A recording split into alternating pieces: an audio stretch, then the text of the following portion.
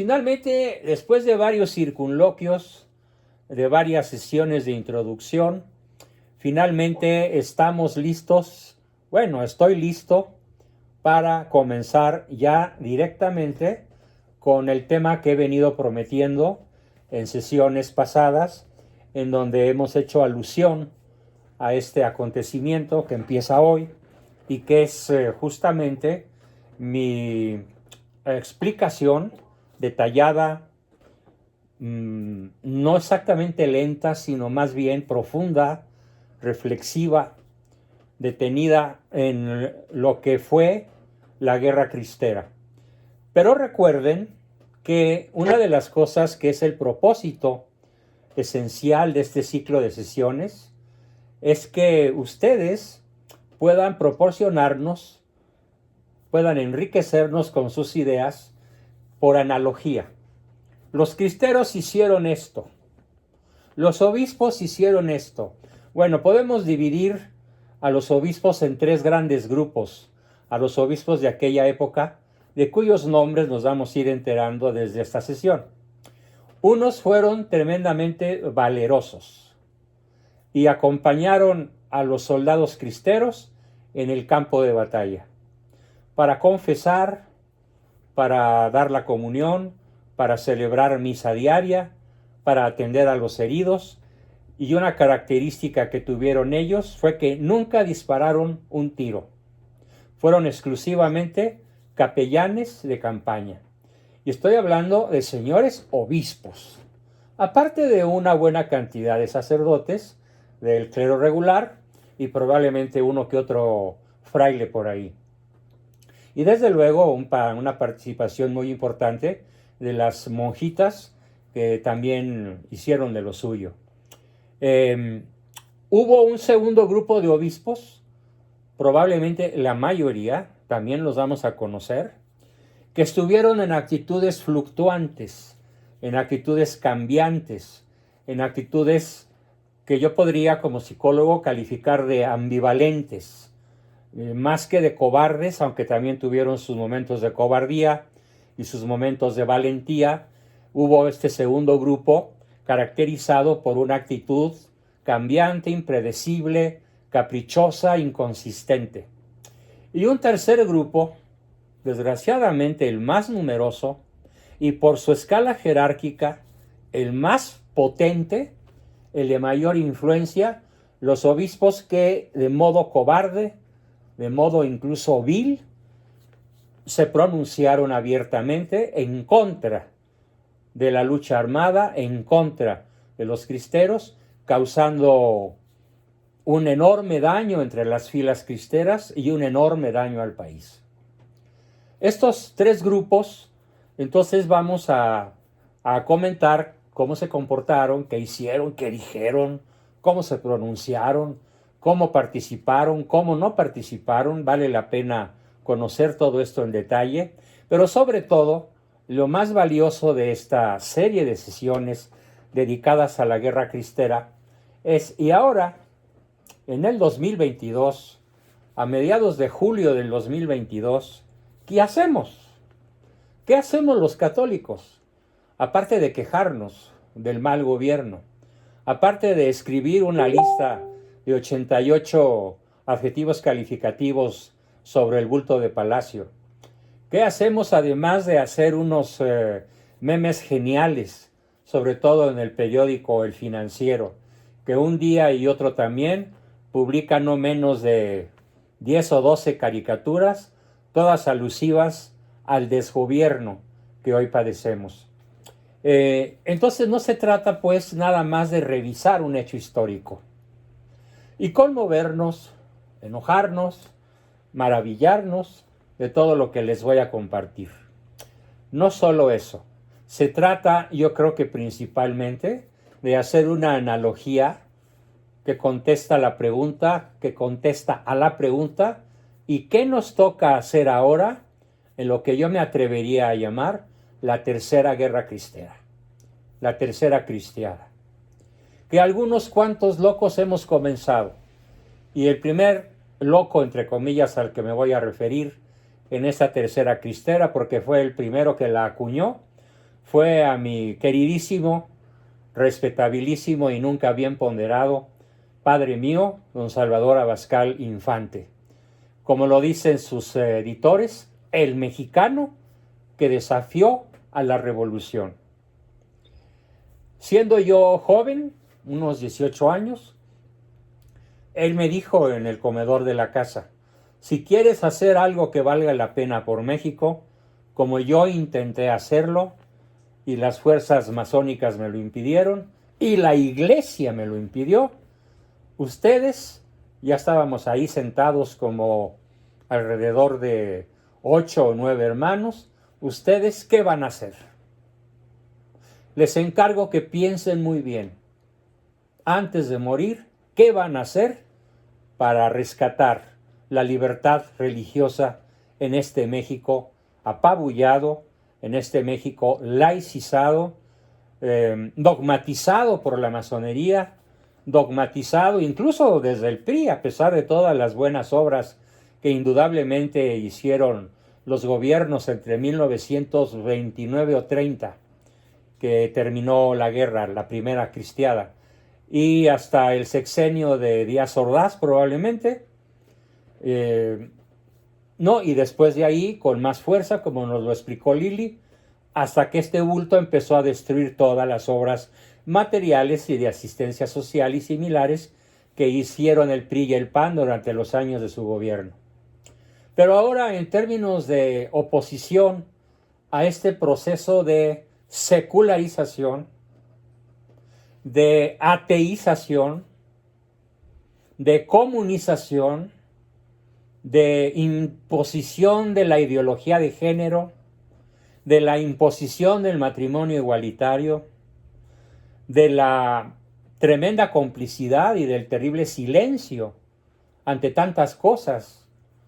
En algunas sí y en la mayoría no. No se pronuncian los obispos, sobre todo con la fuerza, la dedicación que deberían hacerlo. Como lo he dicho, si todos los días tenemos una mañanera de 3 horas, ¿por qué una vespertina de 1 hora, pero dirigida por la jerarquía católica? ¿Por qué no? Bueno, pues es lo que nos toca analizar y proponer a nosotros conforme vayamos conociendo los hechos que a partir de este momento les voy a relatar. No va a ser un relato en donde yo simplemente lea párrafos de varios libros, entre otros, del que me parece más valioso, más genial, más profundo y mejor escrito, que es el de una persona que yo quiero y admiro mucho, que es un franco-mexicano o un mexicano-francés de nombre Jan Meyer, y que nuestro buen amigo Johnny Hill tuvo a bien conseguirlo en formato virtual para que yo lo usara como parte de la bibliografía que voy a estar utilizando a lo largo de este ciclo dedicado a la Guerra Cristera. No es el único ni tal vez el principal, porque hay otros 4 libros formidables que ya pude conseguir, y estoy armando todo un programa con un sustento bibliográfico y testimonial extremadamente poderoso para no solamente transmitir y dar a conocer, sino sobre todo para entusiasmarnos todos y podamos contestar ¿y qué nos toca hacer? A mí, como yo lo diría ya a mis casi 80 años, antes de entregar cuentas al Creador. Y a ustedes, la mayoría todavía muy jóvenes, ¿qué les toca hacer para rescatar a México de las garras del sionismo, del anticatolicismo, que ahora de modo insidioso, de modo astuto, de modo serpenteante, se apodera de las conciencias de la niñez, de la adolescencia, de la juventud y de todas las edades de este desdichado país? Bueno, pues comienza mi relato. Y comienzo mi relato, y por aquí, por esta boca, van a hablar Jan Meyer y otros autores también, como por ejemplo un autor de nombre Juan Pablo Herrera Castro, que escribe un libro precioso que estoy verdaderamente disfrutando todas las noches, que se llama las Brigadas Femeninas Santa Juana de Arco, que es lo que hicieron la Unión de las Damas Católicas Mexicanas al unirse al Ejército Femenino Cristero. Verdaderamente es como una novela de Homero. Es algo verdaderamente épico y maravilloso. Bien, comienzo con una cita que nos regala Jan Meyer del gran filósofo francés Pierrot Bayle. Se escribe Bayle con Y, pero se pronuncia Bayle. Dice este filósofo francés: la perfección de una historia consiste en ser desagradable para todas las sectas. ¡Ja! Formidable.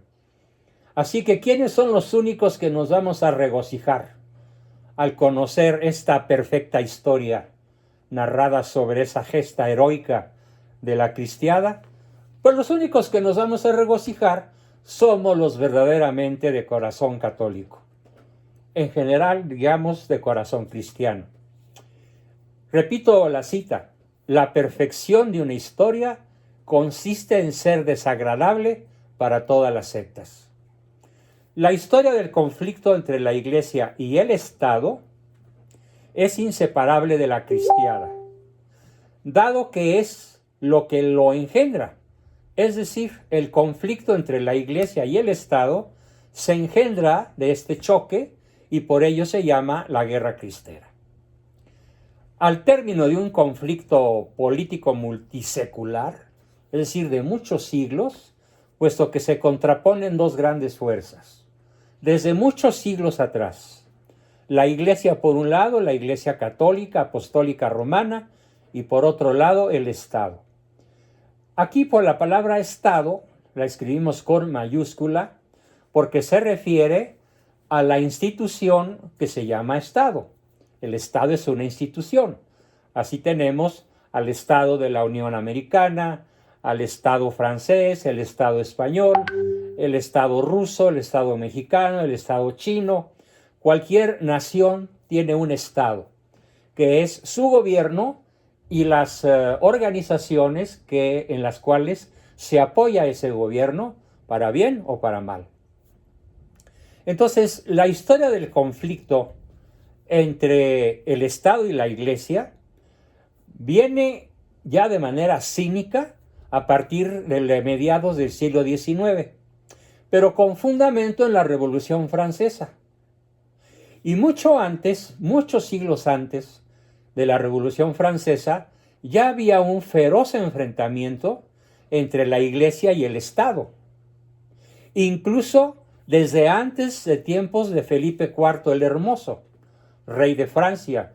Pero fíjense, este llamado Felipe el Hermoso, de hecho parece ser que él mismo quería ser llamado así, rey de Francia de 1268 a 1314.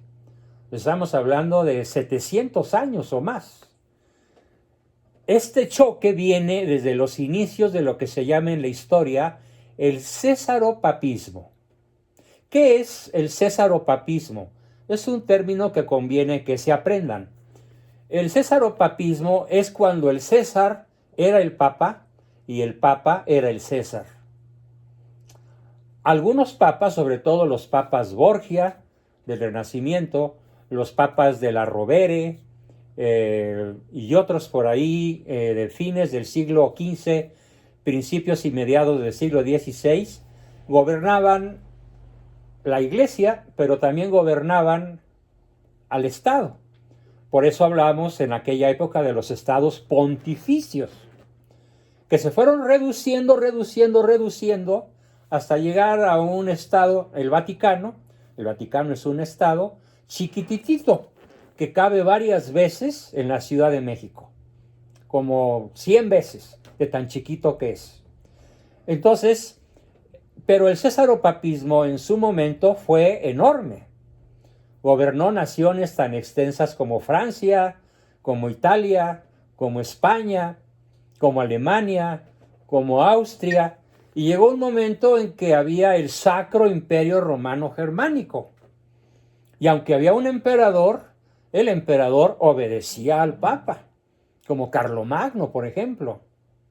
Entonces, este es el cesaropapismo, y desde entonces, estamos hablando de la Edad Media, de la Edad Moderna, ya después del siglo XV, porque la Edad Moderna empieza en 1452 con la caída de Constantinopla en poder de los turcos.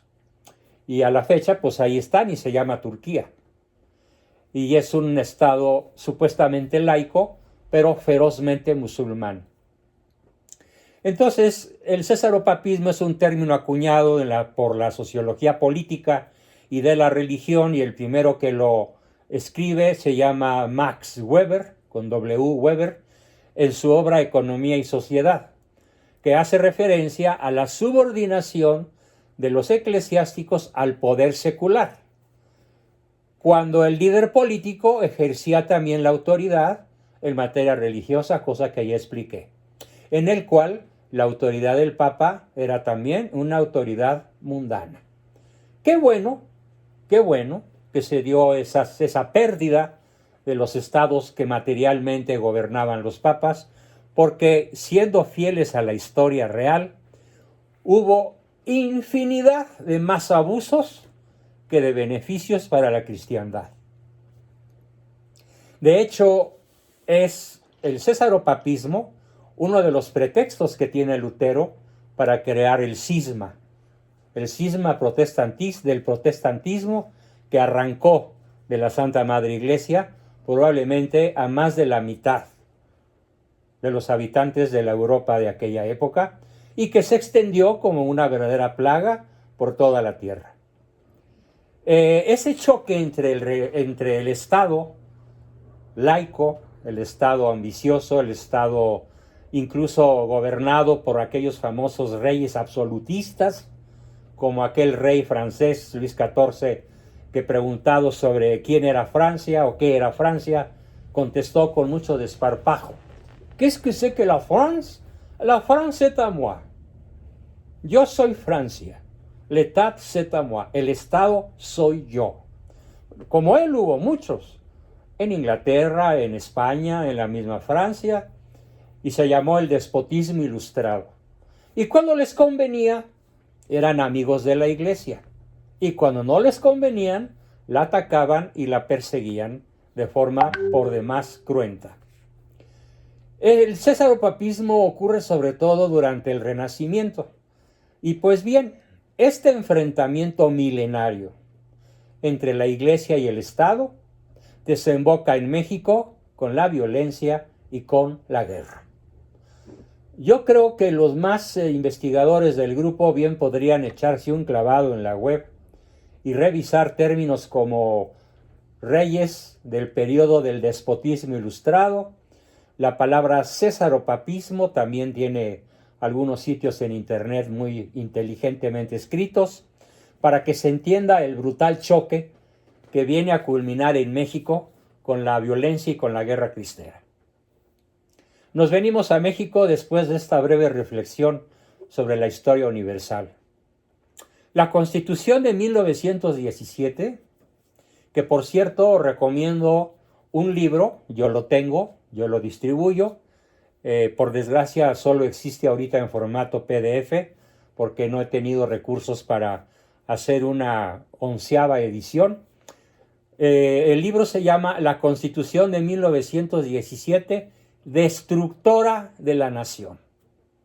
Escrito por mi padre en los momentos más lúcidos de su vida, de ADN masónico.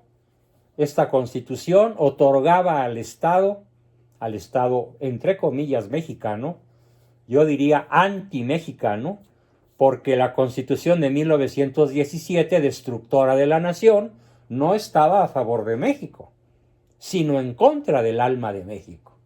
Con su ADN masónico, otorgaba al Estado el derecho de administrar la profesión clerical. ¿Cómo se llamaba a los sacerdotes, a los obispos?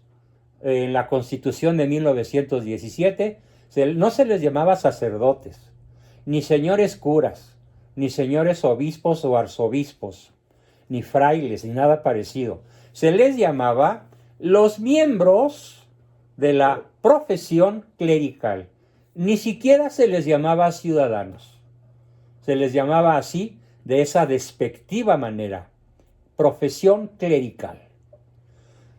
Puesto que con esto la Iglesia se encontraba en la misma situación jurídica que antes de la independencia, con la diferencia de que el Estado mexicano, antimexicano, basado en esa constitución masónica, era agresivamente antirreligioso y antieclesiástico. Entonces no fue muy novedoso el violento resurgimiento, yo lo pongo entre comillas, azteca, porque bien que parecían aztecas, de esos que sacrificaban a sus víctimas para ofrecer el corazón a Huitzilopochtli y después comérselas en pozole o carnitas. No es muy novedoso, pues, que el violento resurgimiento azteca de un militarismo jacobino.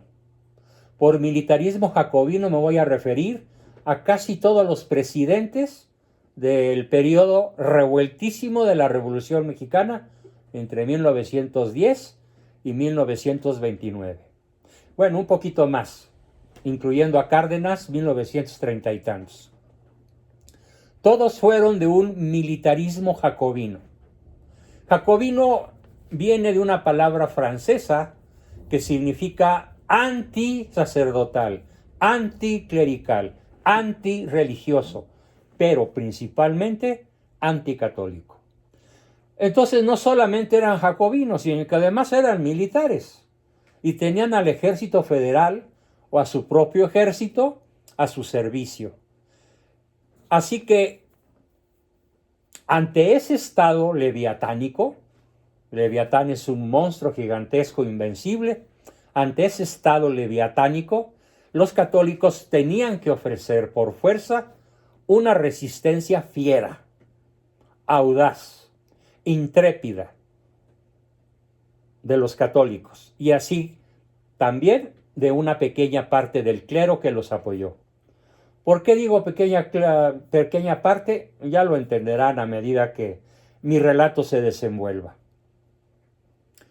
En aquellos momentos se da una terrible incompatibilidad entre una iglesia apostólica, católica romana, dinámica, que había sido librada del neopatronato porfirista. En efecto, don Porfirio Díaz, al principio de su mandato, medio persiguió a la iglesia, pero conforme fue afianzando su poder y de alguna manera eliminando a sus enemigos, no siempre de la mejor manera, por supuesto, en los 2 tercios posteriores de su mandato, si gobernó 30 años, Porfirio Díaz, digamos que desde el año 11 hasta el año 30 o 31, había sido amistoso con la iglesia. Por eso, Jan Meyer usa esta expresión. Había sido la iglesia librada del neopatronato porfirista. Entonces era como el patrón benevolente que los dejaba operar y nunca se metió Porfirio Díaz contra el clero. Y la iglesia entonces estaba muy deseosa de separar el poder público, separarse del poder público y de un estado jacobino, antirreligioso, anticlerical, celoso y obsesivamente enfocado a recuperar las prerrogativas que podría otorgarle un patronato, por ejemplo, callista, obregonista, ¿sí?, etcétera, y que entonces este patronato quisiera recuperar las prerrogativas de las cuales Porfirio Díaz pues nunca se valió para perseguir a la iglesia, pero que a Obregón, Carranza, Calles y todos los factotus de la revolución le sobraba un odio terrible contra la iglesia. Entonces la iglesia quería librarse abiertamente, incluso constitucionalmente, legalmente, separarse para ejercer su ministerio de modo libre e independiente respecto del Estado. Ya no quería un patronato tipo Porfirio Díaz. Ya no quería, por supuesto, una brutal separación. No, me equivoqué. Una brutal supresión, sujeción, que había logrado Benito Juárez 60 y tantos años antes. Quería su libertad. Absoluto derecho a tenerla. contra un Estado obsesivamente enfocado a recuperar las prerrogativas que podría otorgarle un patronato o un concordato para controlar a la Iglesia, a través de este poder espiritual que no entiende la fe del pueblo en aquella época profundamente católico. Ahora bien, el Estado tropezaba con la competencia de la Iglesia. Los sindicalistas amenazaban por doquier la hegemonía del Estado. Sí, las fábricas de origen francés, de origen inglés, por ejemplo, las primeras muy famosas se pusieron en Pachuca y eran mineras. Y las fábricas y las minerías, las empresas mineras de origen inglés que se pusieron en Pachuca, Hidalgo, pues tenían sus sindicatos. Y así en muchas partes de la República, en Cananea, en el norte, lo mismo en Nuevo León, en Chihuahua, en Durango y en otras partes de la República, pululaban los sindicatos, que eran obreros que se agrupaban para defender sus derechos, y el Estado le tenía mucho temor a los sindicatos y encontraron siempre la manera de sujetarlos, pues ya saben cómo, mediante las dádivas a manos llenas, a diestra y siniestra, con dinero proveniente de los contribuyentes. Pero la política en aquel momento pues entraba en una tremenda competencia directa, la política. O sea, el Estado mexicano, o mejor dicho, antimexicano, entraba en una feroz competencia contra la institución religiosa en los dominios decisivos. ¿Cuáles son los dominios decisivos de la Iglesia Católica Apostólica Romana? 2. La conciencia recta, ilustrada, y las convicciones del pueblo católico. Allí era donde el gobierno se quería meter, en la conciencia de los católicos mexicanos, y se quería meter a legislar las convicciones del pueblo de México. Y la Iglesia exclamó en latín: non possumus, no podemos aceptar la sujeción a la Constitución de 1917, encallecida por calles. Qué curioso, ¿no? Que el mismo término, el mismo verbo sea el mismo sustantivo, encallecida por calles para perseguir y lograr meterse en la conciencia y en las convicciones del pueblo de México. En este mismo aspecto, otro generalazo, el general Álvaro Obregón, había demostrado su astuto ingenio. No era tan bruto y tan directo como Calles. Este Obregón, felizmente ejecutado por José de León Toral, ya platicaremos de esa ejecución, que no fue un asesinato, tenía más astucia Álvaro Obregón y se mostraba conciliador, un tanto a la manera de Porfirio Díaz, aunque nunca llegó a tener la convicción pues de que la Iglesia era la Iglesia y tenía sus derechos, como llegó a creerlo Porfirio Díaz en los últimos años de su vida. Entonces, lo que no podía el general, pues, Obregón, lo que no podía hacer, no dejaba de hacer, perdón, me equivoqué ahí, lo que Porfirio Díaz, lo que el general Álvaro Obregón no dejaba de hacer, era permitir que los gobernadores de los estados, Tamaulipas, Querétaro, Hidalgo, Veracruz, etcétera, los 32 estados de la República, bueno, en aquella época eran 30 porque todavía no se declaraba que la península sería formada por 2 estados, el norte y el sur.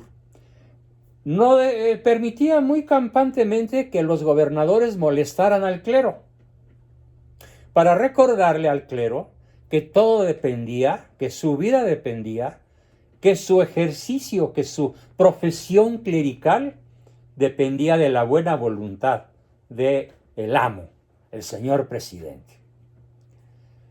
El grupo de presión anticlerical estaba formado por militares, los mandos del ejército, todos eran masones, bueno, a la fecha, todos son masones, o cuando menos la mayoría. formado por militares sindicalistas que, bueno, recuerden ustedes que en aquella época había estallado ya la Revolución Rusa, la Revolución Comunista, dirigida por Lenin. Y había logrado Lenin y los grandes jerarcas rusos, incluso uno de ellos vino a refugiarse a México, León Trotsky, hasta acá fue perseguido por la KGB y asesinado en una casa de Coyoacán, cercana a una casa donde yo viví, muy famosa esa casa en Coyoacán. Bueno, entonces había muchos rojos, muchos comunistas, muchos sindicalistas de hueso colorado rojo, pero sobre todo, todos eran masones. Y todos contra la iglesia. Y ellos crearon una gran crisis. Y estas crisis, según decía el general Álvaro Obregón, pues no resolvían nada, sino que conducían a un conflicto permanente. Y bueno, pues en el marco de la sucesión presidencial y después de ella, se perfila la silueta de un gran masón. Apréndanse este nombrecito. Luis Napoleón Morones Negrete, citado en la historia como Luis N. Morones. Fue un político mexicano, miembro de varias organizaciones obreras, masón grado 33, diputado federal,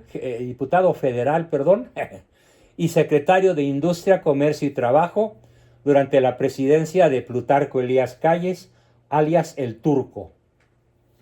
Así le decían, el Turco. Un verdadero sátrapa, el todopoderoso patrón, que ostentaba las cifras de su enorme poder y que cierra un pacto masónico para perseguir a la iglesia. Claro, fue un pacto secreto, en lo oscurito de las logias. Mientras eso pasaba, mientras Calles llegaba al poder con su pacto masónico de perseguir a la iglesia cuando fuera presidente, Obregón era un moderado que negociaba por debajo del agua. Era tan moderado Obregón que negociaba por debajo del agua la reanudación de las relaciones diplomáticas rotas con el Vaticano desde hacía 65 años, en la época juarista. Imagínense, el país más católico de América Latina no tenía relaciones con el Estado Vaticano, con Roma, gracias a las leyes de reforma, mediante las cuales la Iglesia quedó sujeta al Estado. No se traguen, por favor, el cuento oficial de la historia oficial que dice que Juárez tuvo a bien la enorme y maravillosa hazaña de separar a la Iglesia del Estado. No, no la separó, la sujetó. Y una persona, si bien medio perseguidora y atea y masónica como Obregón, pues veía de alguna manera la conveniencia de congraciarse con el pueblo de México. No era que él quisiera ser católico, para nada. Él quería votos, él quería apoyo popular. Y para eso pensaba contradecir a los jefes de la revolución, a los jefes secretos de la masonería, y restablecer relaciones con el Vaticano. Porque además decía, las crisis no llevan a ninguna parte. Entonces, si yo restablezco, decía Obregón, relaciones con el Vaticano, pues es una coyuntura muy favorable para mí, porque además, en medio de esta guerra, era la Primera Guerra Mundial, recuerden, la Primera Guerra Mundial transcurre entre 1914 y 1918, y esa tranquilización, mejor dicho, ese enfrentamiento directo con la iglesia que va a tener Calles, era exigido por la masonería y ya era prácticamente inevitable.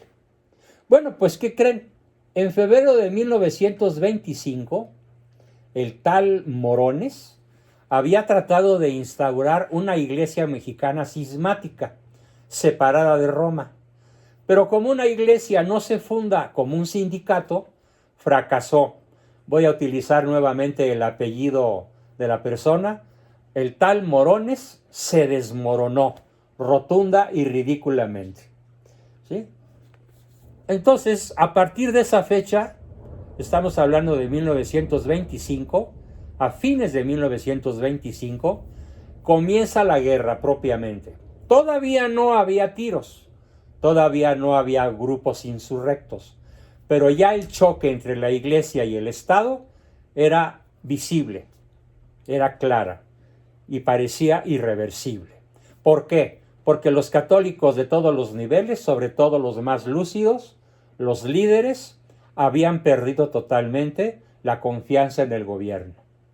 A principios de 1926, el presidente Calles hizo aceptar, so pretexto de la reforma del Código Penal, una legislación que asimilaba, fíjense el concepto que voy a explicar, es verdaderamente terrorífico. El presidente Calles hizo aceptar al Congreso, so pretexto de la reforma del Código Penal, una legislación que asimilaba a los delitos del fuero común las infracciones en materia de cultos. ¿Esto qué quiere decir? Que si el sacerdote no le pedía permiso al jefe político del lugar, al gobernador o al representante del gobernador del estado, de cualquiera de los 30 estados y de los 2 territorios, si no pedía permiso para confesar, delito del fuero común. Si no pedía permiso para oficiar misa, delito del fuero común. Si había demasiados sacerdotes en un lugar, como sobre todo en Jalisco, entonces el Estado se reservaba el derecho de decir cuántos sacerdotes tenía que haber en cada diócesis del estado de Jalisco. Y así sucesivamente, cuantos atropellos ustedes puedan imaginar en una noche en la cual se den un pasón con cocaína. Así parece diseñada lo que se llamó la Ley Calles. Así se llamaba, la Ley Calles. Oficialmente la llamó Ley de Tolerancia de Cultos, que fue una ley masónica y jacobina expedida el 14 de junio de 1926, cuyo fin era controlar, en forma tiránica y absolutista, y limitar el culto católico en México. Esta ley fue elaborada durante el mandato del presidente Plutarco Elías Calles y lanzada por él. La promulgación de la Ley Calles, así llamada sintéticamente, fue pues uno de los motivos principales para el estallido de la Guerra Cristera, la cual pretendía, entre otras cosas, la anulación de la misma. Sí, la Guerra Cristera, los cristeros querían la anulación de la Ley Calles. Se contaron por millones las personas que promovían boicots contra el gobierno debido a la Ley Calles. Mi padre me cuenta cómo él tenía 16 años en aquel momento, él había nacido en 1910 y él ya andaba en la cristiada. Él empezó su lucha a los 15 o 16 años y nos contaba a sus hijos, todos ahí formados, los sábados por la tarde, que era el tiempo que de 2 o 3 horas cada semana invariablemente dedicaba para formarnos en filosofía, en teología, en historia, sobre todo historia de México, la otra historia, la que estoy compartiendo con ustedes, y nos contaba cómo él fue hacedor de boicots y víctima de boicots, porque en un momento dado no podía comprar leche o azúcar, porque como el gobierno las producía y los cristeros estaban boicoteando las empresas del gobierno, pues no había ni leche ni azúcar, por poner un simple ejemplo que me acuerdo de lo que él nos contaba. El 24 de julio de 1926, con el apoyo del Papa Pío XI, los obispos mexicanos protestaron contra la ley, pidiendo la suspensión del culto religioso a partir de su entrada en vigor. O sea, al momento en que la Ley Calles entra en vigor, fíjense muy bien lo que ocurre, los obispos decretan la suspensión de las misas, la suspensión de la impartición de la comunión, de la Sagrada Eucaristía, la suspensión de las confesiones. Todo el culto católico sería suspendido en el momento en que la Ley Calles entrara en vigor, como una gigantesca protesta nacional contra una ley concebida en las más profundas mazmorras de la masonería. Así que este hecho ocurrió el 31 de julio de 1926. 3 meses después, la Liga Nacional para la Defensa de la Libertad Religiosa arreció el boicot contra el gobierno, pidiendo la abstención, ojo, del pago de impuestos y del consumo de productos creados por el Estado, causando enormes pérdidas al país. Sí, los católicos querían ahogar al narcosistema, pues ya había narco, y ya el presidente Calles y el presidente Obregón fueron príncipes, capo di tutti capi, de los narcos de la época.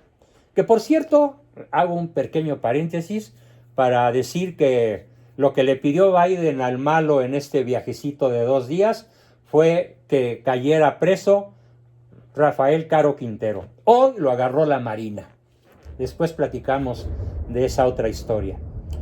Bien, esto ante las acciones contra la ley Calles, acciones de todo México contra la ley Calles, el gobierno decidió aprender, es decir, meter a la cárcel a quienes organizaran, pero sin juicio, simplemente llegaban y, como decía mi papá, los pepenaban y después los venadeaban.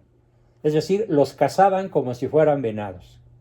El gobierno pues decidió aprender a quienes organizaran o participaran en esas actividades contra el gobierno. Y entonces la Liga Nacional Defensora de la Libertad Religiosa decidió organizar un levantamiento armado. Sí, literal, un levantamiento armado, mismo que se inició en enero de 1927 en el estado de Jalisco, expandiéndose a casi todo el país. Cuando la nueva ley entró en vigor, en respuesta, los obispos pues mexicanos suspendieron el culto católico público, no el culto católico privado, es decir, los sacerdotes en secreto confesaban para no ser fusilados o celebraban misa. Yo me acuerdo que mi mamá me contaba, mi papá me contaba que cuando acudían a misa eran en misterio, en sótanos, muy vigilados incluso por hombres armados para que no llegaran los federales y se los llevaran presos a los sacerdotes. Inmediatamente el procurador general, el 31 de julio de 1926, que apoyaba a los católicos, fue metido a la cárcel por el gobierno, mientras las multitudes de católicos se apiñaban en las iglesias para recibir los sagrados sacramentos, porque la iglesia había cerrado el culto público. Ante lo cual declaraba el presidente Calles: esto no tiene desperdicio. Fíjense lo que dice y cómo lo voy a transmitir. Imaginen que está hablando Calles. Creo que estamos en el momento en que los campos van a quedar deslindados para siempre. La hora se aproxima en la cual se va a librar la batalla definitiva. Vamos a ver si la revolución ha vencido a la reacción o si el triunfo de la revolución ha sido efímero. Hasta aquí Calles.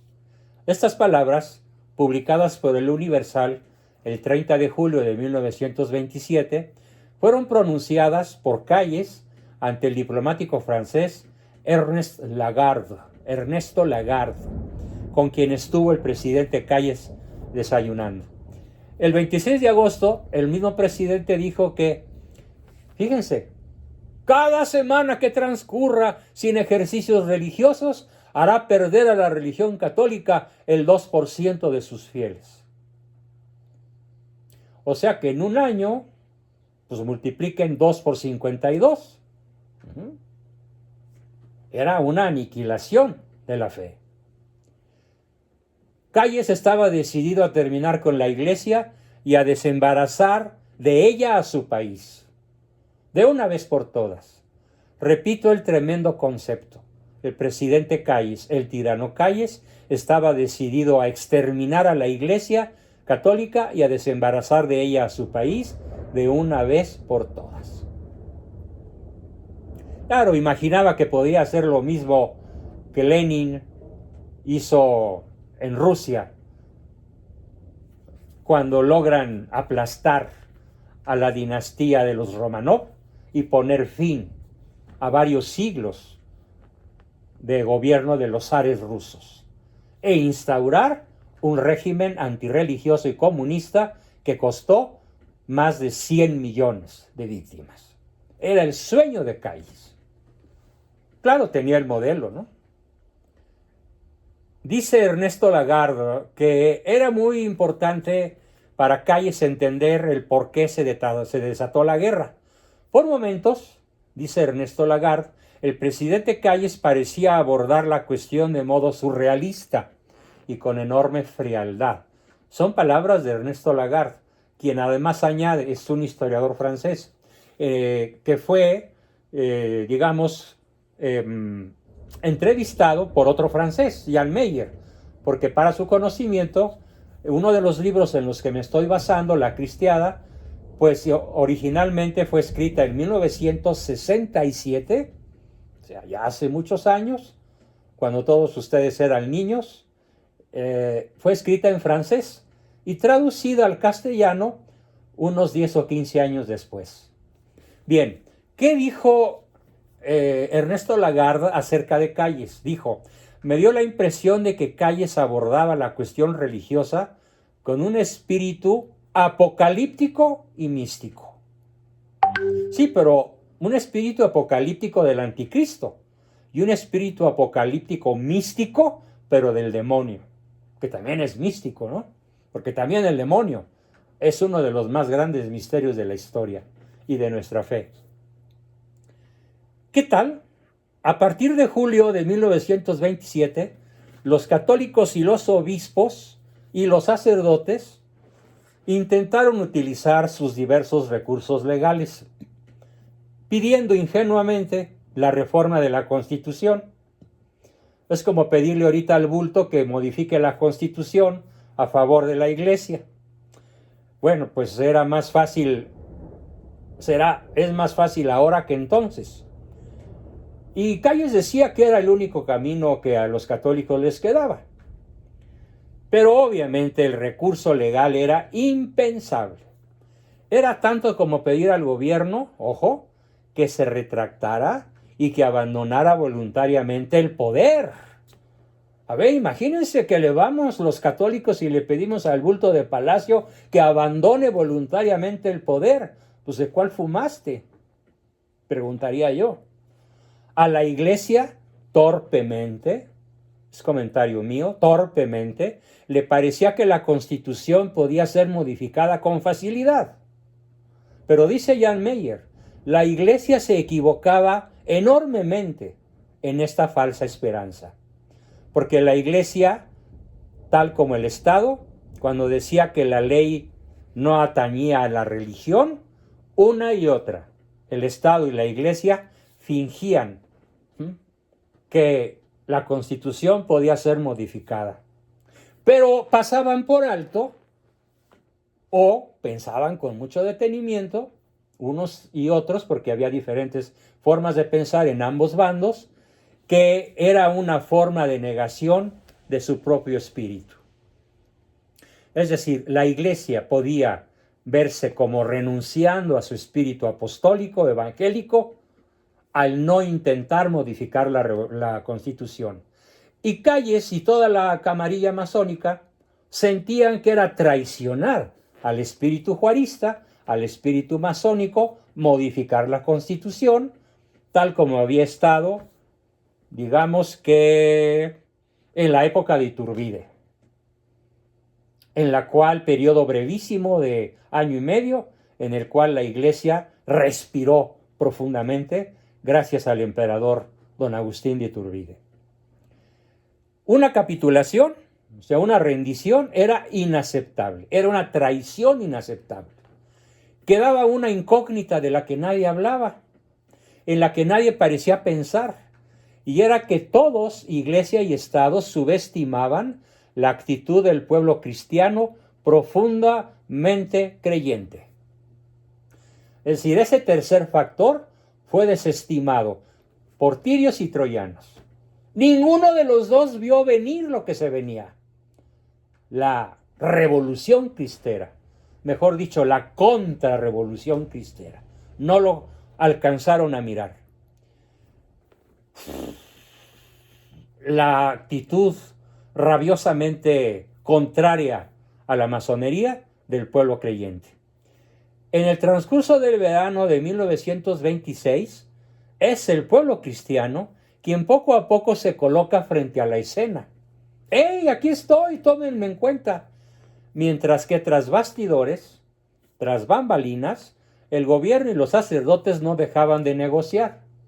Y los diplomáticos iban y venían entre México, Roma y Washington. Y ustedes me preguntarán, ¿y por qué Washington? Pues porque los obispos mexicanos torpemente creyeron, en su ignorancia sobre la masonería, que el gobierno yanqui podía ser un intermediario a favor de la desaparición de la ley Calles. Ya veremos el papel que jugaron los obispos norteamericanos, los ricos norteamericanos y el gobierno norteamericano. Es una joya para relamerse las fauces cuando traguemos esta brutal historia, que no la narraré ahorita, sino que es en otra sesión. Las potencias y las dominaciones no dejaron de negociar durante 3 años. Y durante 3 años la guerra fue, según la frase del pensador alemán Clausewitz, no sé si se pronuncia correctamente, von Clausewitz es un ideólogo de la guerra que dice que la guerra es la continuación de la política por otros medios. Pero la continuación de la política por otros medios resultó honda y gravemente dramática. La guerra constituyó una divina sorpresa para la Liga Nacional Defensora de la Libertad Religiosa, organización política católica que vio entonces el poder político a su alcance. Sí, porque una rebelión de todo el pueblo les iba a entregar a los líderes de la Liga Nacional Defensora de la Libertad Religiosa la presidencia de la República. Cuando menos era el sueño de un gran líder de esa época que se llamó René Capistrán Garza. Veían el poder político a su alcance. Y la guerra fue una horrible sorpresa para el Estado. No se esperaban que en Jalisco, Michoacán, Guanajuato, Durango, Chihuahua, en muchísimos estados de la República, sobre todo de los estados del centro, no se esperaban que de pronto un grupo de rancheros armados hasta los dientes tomaran los pueblos, las rancherías y hasta las ciudades, como Guadalajara y otros lugares importantísimos de la nación mexicana. Y terminemos con cómo se refería Calles al pueblo de México. Es verdaderamente una joya histórica entender lo que era la mentalidad de estos tiranos. Decía que Jalisco, la guerra, regreso a un párrafo, regreso a una idea anterior que se me borró, pero la recordé para decírselas. La guerra, pues, fue una horrible sorpresa para el Estado, que consideraba la religión, ojo, como cosa de viejas. Así despectivamente lo decía Calles y todos ellos. La religión es cosa de viejas. Los menos mal hablados decían es cosa de mujeres o es cosa de señoras. Una joya salida de la boca de Calles. Jalisco es el gallinero de la República. Fíjense, Jalisco es el gallinero de la República, refiriéndose principalmente a un estado en el cual los católicos eran los más alborotadores. ¿Pero por qué gallinero? Pues porque ahí están las gallinas. Entonces la religión para los masones era cosa de gallinas, no de hombres.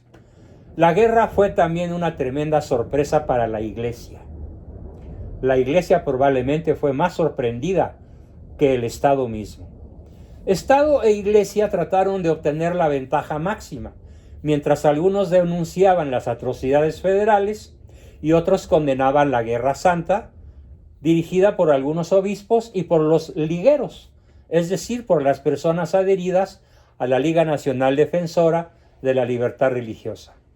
la lucha se convertía para mucho tiempo en la vida y en la muerte de los cristeros. Antes de narrar la cristiada, digamos primero que los cristeros no fueron gente de iglesia. No fueron católicos políticos ni políticos católicos, ni lacayos de los obispos ni instrumentos de la liga. Los cristeros fueron el pueblo profundo. O como yo suelo decir, allí donde palpita el pueblo, allí prendió la mecha de la fabulosa, heroica, apocalíptica y homérica guerra cristera que seguiremos narrando en próximas sesiones.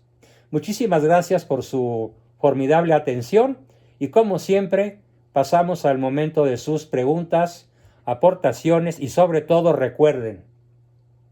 Y ahora, analógicamente, ¿qué nos toca hacer en la tercera guerra cristera? ¿Quién quiere comenzar? Tenemos ya una manita levantada. Adelante, Ricardo, por favor. Nada más le quería yo